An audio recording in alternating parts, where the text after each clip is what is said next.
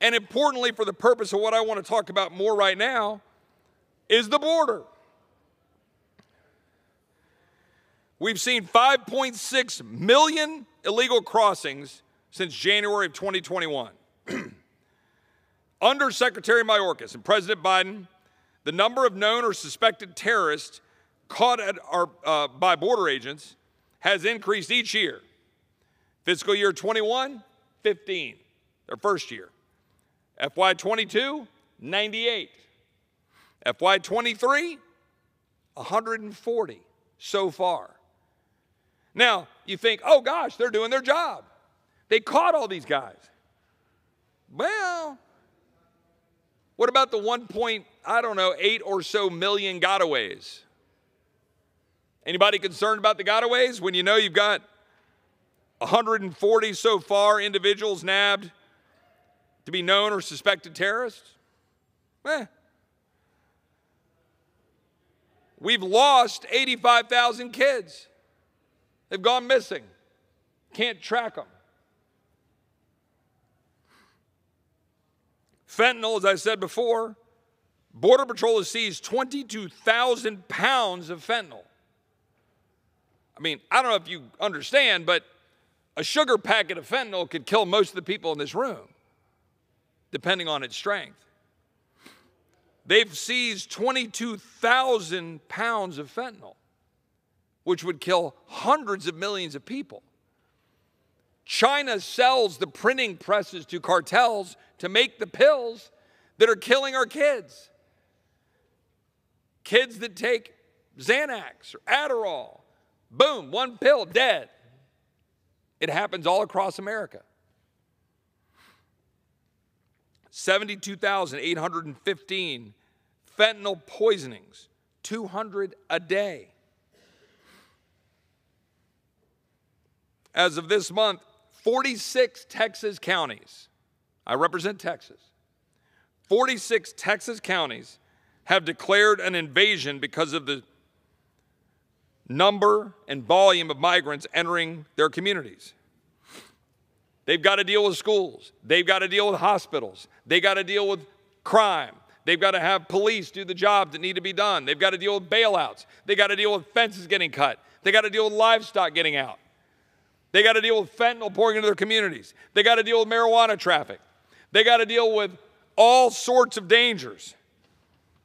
Texas has appropriated $10 billion to deal with the border. Texas should get that paid back. I'll be very clear.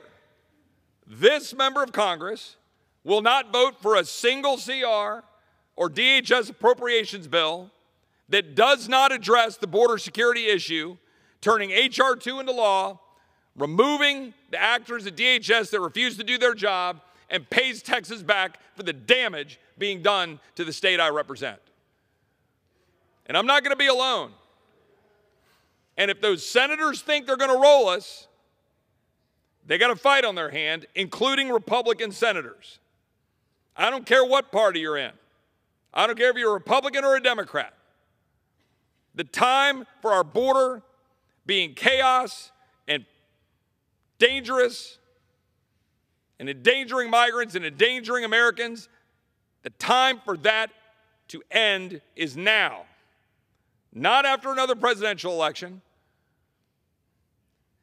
My colleagues on the other side of the house say, oh, we like to use all this for politics, to raise money, to campaign on it. My constituents are sick of hearing about it. I don't get a whole lot of praise from my constituents for talking about it. They want us to end it. They're exhausted.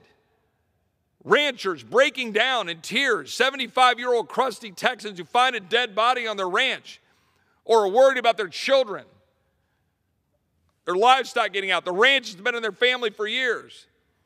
The moms who come to me having lost their children, like Stephanie Turner who lost her son Tucker, that I've gotten to know, dozens others. And the Secretary of Homeland Security has the audacity to come before the House Judiciary Committee and say he's got it all under control and lie. And yet, a number of my Republican colleagues run around going, well, that's not a high crime and misdemeanor. Constitutional scholars indeed. It is, in fact, an impeachable offense to lie under oath. And the Secretary of Homeland Security has lied under oath. Putting aside all the other stuff, putting aside ignoring the laws, putting aside endangering Americans, all purposeful. Put all of that aside. If you think, oh, that's maladministration. Maladministration was rejected by the founders, don't you see, Chip? I get these lessons all the time, Con Law 101 from my colleagues. First of all, not 100% true. Maladministration is viewed by some of the people who study this to have been subsumed into what was known to be high crimes and misdemeanors at the time our Constitution was adopted. But put that aside. The Secretary lied to us. That should mean something. That should matter. We should act on it. Either remove him or stop funding him or both. And I'm going to call the question. Fair warning. People say, oh, well, don't surprise me, I'm told around here. Well, don't be surprised. It's July right now. We have 60 days until the government runs out of funding. And I'm telling you, I will fight the rule. I will fight every bill that comes to this floor that in any way will fund the Secretary of Homeland Security to continue to lie and fail to secure the homeland.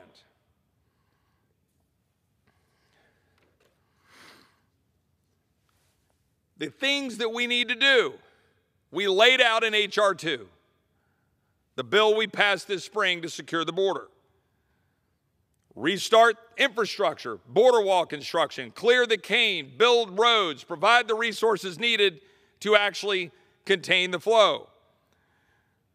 Permanently implement the Remain in Mexico policy that President Trump adopted, requiring migrants to stay south of the border while any asylum claim is adjudicated. End catch and release. Keep migrant families together while their claims are processed. Treat minors from non-contiguous countries the same as we treat minors from Mexico by saying we will return them to their families. End parole abuse and asylum abuse. Restore them to their original intent. These things will reestablish the very rule of law that attracts migrants to come here. And if you think and say, as my colleagues on the other side of the aisle often do, that this is anti-brown, anti-Hispanic racism, that is a lie.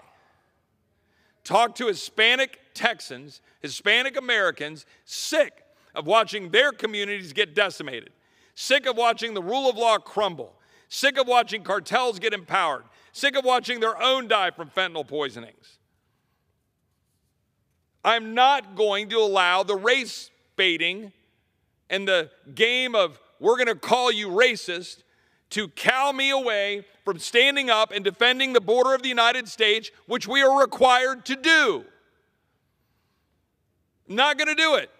This is why I'm going to keep offering amendments to end diversity, equity, inclusion programs. I'm going to keep offering amendments to stop the racial division being sowed by my colleagues on the other side of the aisle, including the President of the United States and everybody running these agencies, undermining our Department of Defense, dividing our country, sowing seeds of hatred, rather than bringing us together under that flag, together, united. We should end it. And I'm not going to back away from it, ever.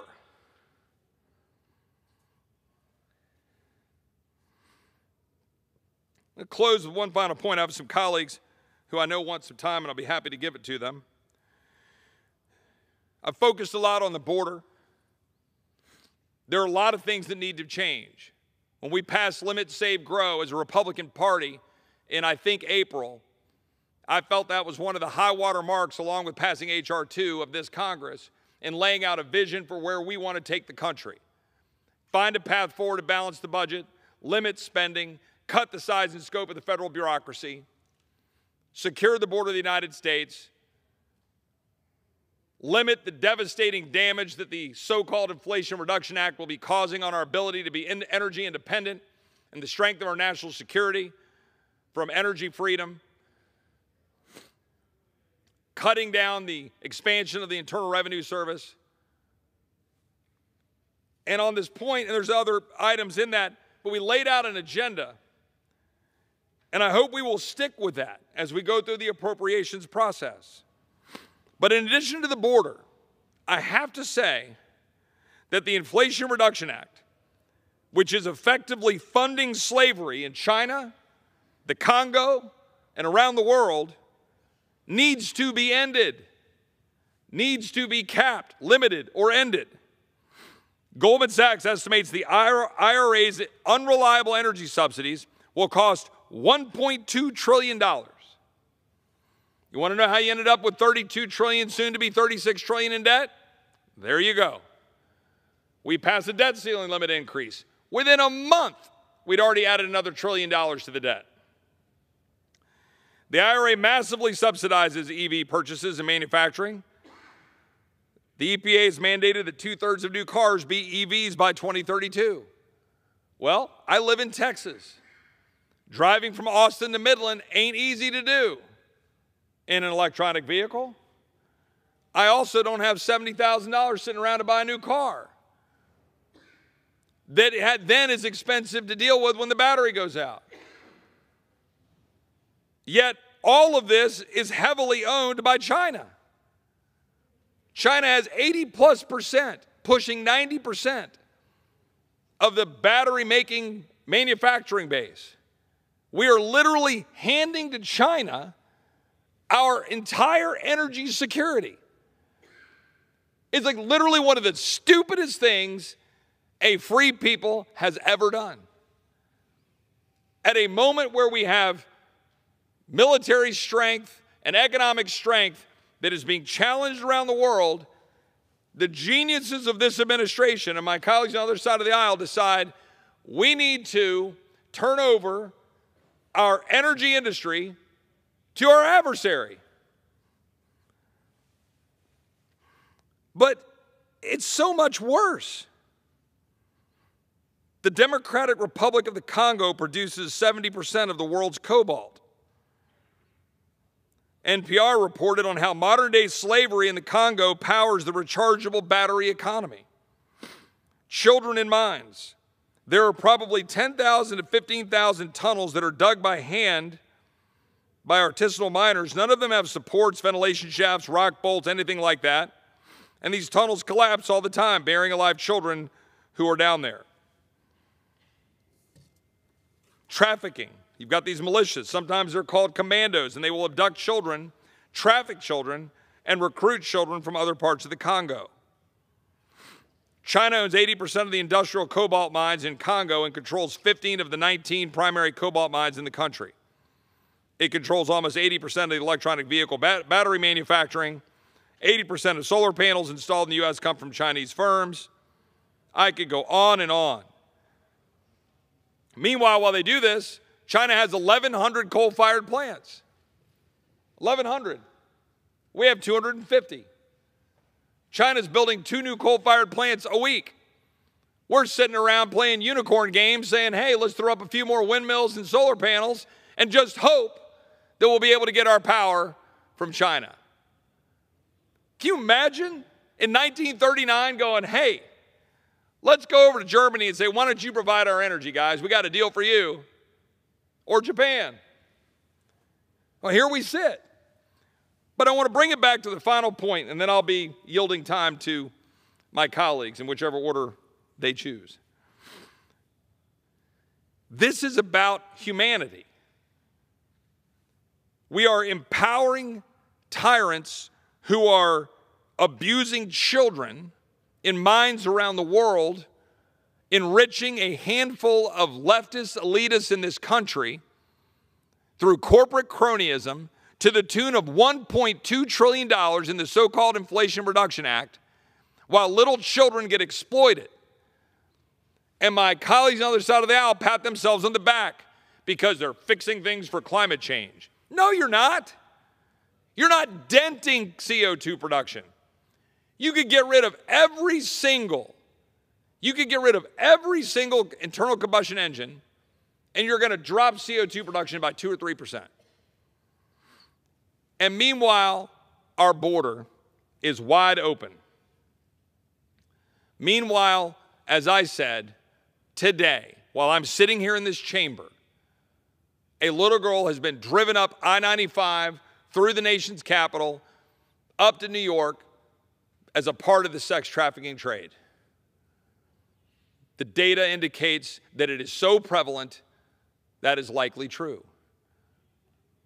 We know of the stash houses dotted around this country. We know of the abuses being perpetrated on children. We know of the deaths of our children in this country to fentanyl poisonings. I am not going to subsidize and fund evil.